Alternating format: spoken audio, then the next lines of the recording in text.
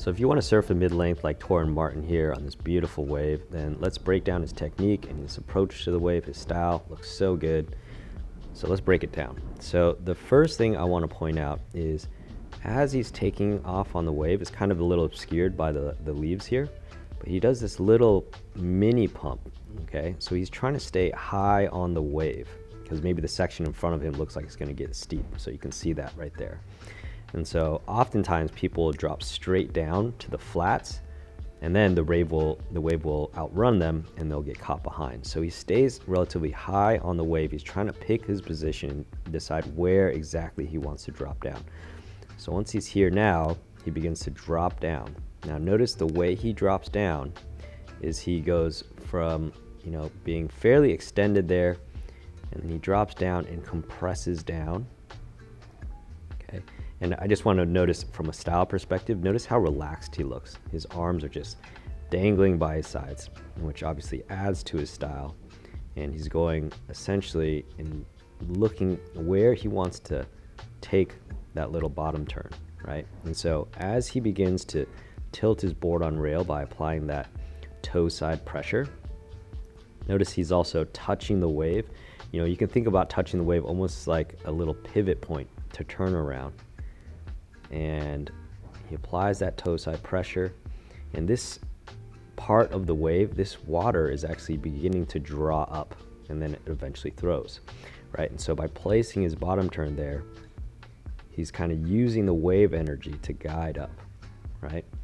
And so he applies that toe side pressure, and notice the board is at an angle, so it's on rail, and so the rocker of the board plus that toe side pressure and the fins are going to help him redirect the board up the wave. And notice how he goes from compressed with his upper body and his lower body. And notice that he's not just compressing with the upper body, he's also compressing with the lower body as well. And that's key if you want to have good style. To extending, okay, so notice how extended he is. And so that compression to extension is what gives him that energy and allows him to add power to project him up high on the wave. And this is just kind of what makes Torren Martyn look so effortless and beautiful as he surfs. But he gets to the top of the wave, he could probably do a turn there, but he decides, I'm just going to enjoy the wave. He just high lines it and just chills out, enjoys the wave. I mean, that's definitely where his style comes in. Like, just look how relaxed he is, and he's kind of eyeing his line where he wants to do a proper bottom turn. And notice as he goes into it, the pressure on that toe side rail, he compresses. Okay, notice how really compressed he gets, right? Because he's really gearing up to do a proper turn now.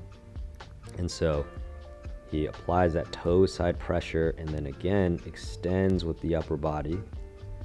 But this time he's going to do a turn. So notice how compressed he's getting. Okay, and you can see the nose of the surfboard is lifted up. So when you're surfing a longer board, obviously you got more board to turn. So you really have to get all the way on that back foot. You have to get as far back on the board as possible.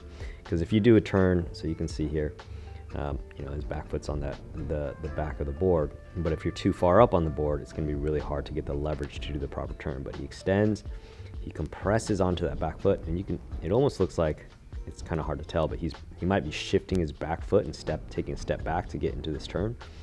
And then the weight shifts from his toes to his heels, and he compresses into it. All right, now there's two things that are going to turn the board around. One is that heel side pressure.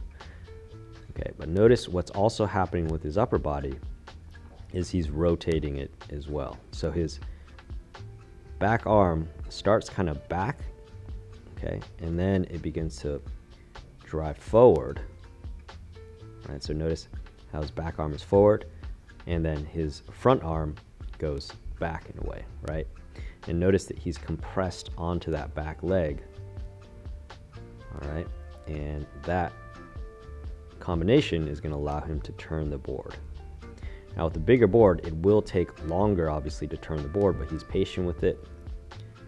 And you can see that he's actually hitting the board fairly on rail. I mean, you can see how much of the board is submerged. But most of the time, it's going to be, when you're doing a turn, most of that it's going to be on the back of the board that's going to get submerged there. Okay, and then he comes around, and notice how he finishes this turn is he compresses back down again. And he gets really low and compressed. Just notice how compressed he is. His back leg, his front leg, his upper body is compressed onto it.